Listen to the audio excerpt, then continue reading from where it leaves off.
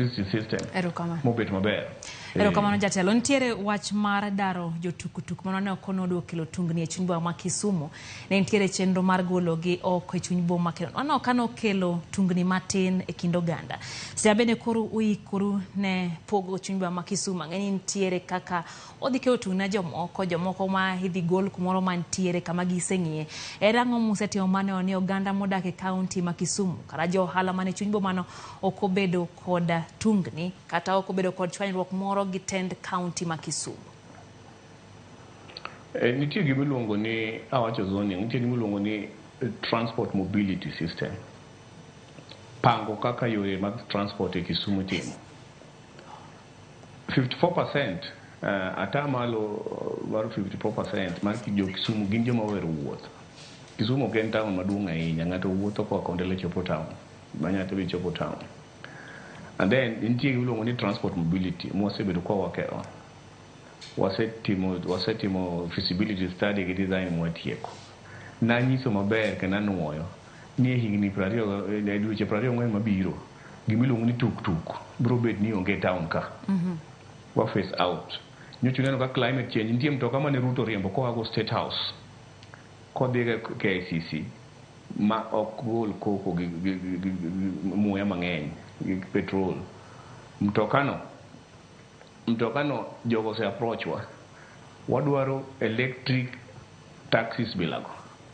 Tuk modong wadwaro ngi convert into pickups. Tuk okonego be ni timo public transport, passenger transport the city. Koro wabro face gi out. Kai magtimo tuk mang'eny, lakini Kisumu city in the next 24 months kwa tieko plan ne broido kwa wagolo tuk mos. Jatelo sani wang'iyo kaka bende piny tek kendo yudo ka nengo ngima bende koro dhi malo. Gigi udhi chiwo electric cars miwacho gi nono ne vijende kusudhi timo nang'o mane oni ng'ato bedo kodgi kendo golo wach ma tukutuku. To namba 2 bende kiduoko penjo no ujende upango kodgi nang'o. Ere kaka udhi keto gi gibed kod ng'eyo makare magi yie ni adieri tukutuku ni kogole to ntiere kit nyamburko moro midhi kele chuny boma ma bende koro bro konyowa to kendo wabro bedo gi nyalo mar yude. Ere kaka udhi timo wachni? Gini ema dhi kelo tich ni kijende molo gik magitimo sani. For example, kani dongo Kisumu ne nitie gik moko ne nitie matatu matis mag Pujot ema ne timo transport Kisumu. To no nyisgi ni giwere gi matatu matis mag Pujot go mondo koro gichak donje e Nissan stok ne giwinji. Joma no odongi mtokni go no dhi yudo asara ma tich yudre manyien. Tich ma dhi yudre manyien en ma transport mobility ma waya pimni category 3. Category mokwongo en mar electric motorbikes.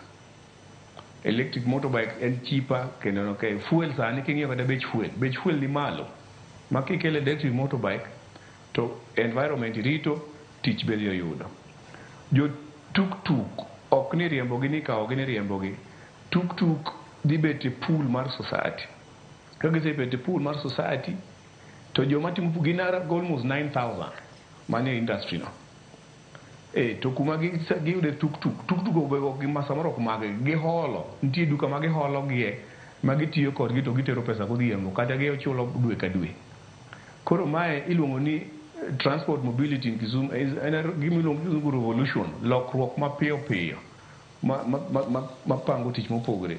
Nikech kwa loko gino makaka electric kidhi chon to replace gi tuk jogo bro yudo tich. Mar adek nitie giluongo ni 25-75 seater buses. Nitie routes mosedo draw. Kochakre Kiboswa nyaka Dunga to interchange at that stage. Ma en modern buses maringo koro kia Kiboswa tia Mamboleo to kawi okeli to ntie Maseno nyaka Rabuor ma interchange e diere ka. Koro kidwa dhi Dunga tiwuok ko maber kia Kiboswa gi bas kidhi Dunga. King'iyo cities masani kaka ncha dhi Addis Ababa ok neno tuk ok neno boda naneno buses mondiko ji tich man gi employment gin gi insurance coverage gin gi pension gichamo musara e that company every month. Mae to gineka itie ni kang yudo kabala ni mtoka moro kete ndara kang yudo tigo kor mtokano tiyute tabala be kadwaro to riembi saa modwaro. Umae en a pool of limited company mutingo a group of people. Kine kaka Uber organize. Kwa gulu tuk to organize this electric transport system in Uber style. To jatelo ntiere chenro makamano